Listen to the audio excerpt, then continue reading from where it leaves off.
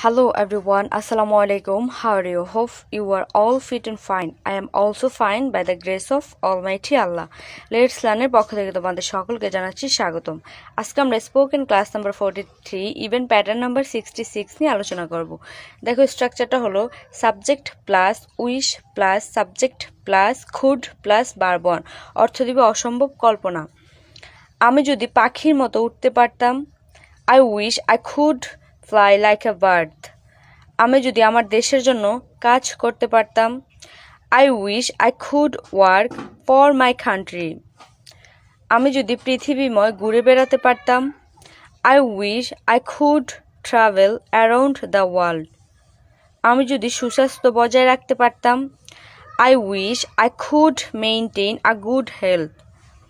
আমি যদি দেশের রাষ্ট্রপতি হতে পারতাম, I wish I could be the president of the country. আমি যদি রাজা হতে পারতাম, I wish I could be king. আমি যদি রানী হতে পারতাম, I wish I could be the queen. আমি যদি বাংলাদেশের প্রধানমন্ত্রী হতে পারতাম, I wish I could be the prime minister of Bangladesh.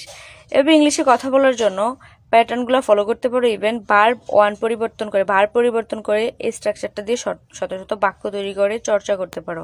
আমার পেছনে যে ক্লাসগুলো আছে ওগুলো ফলো করতে পারো চাইলে। আজকে এই পর্যন্তই, পরবর্তী ক্লাসে তোমাদের জন্য এরকমই কিছু প্যাটার্ন নিয়ে দেখা হবে। সেই পর্যন্ত ভালো থাকো, আল্লাহ হাফেজ।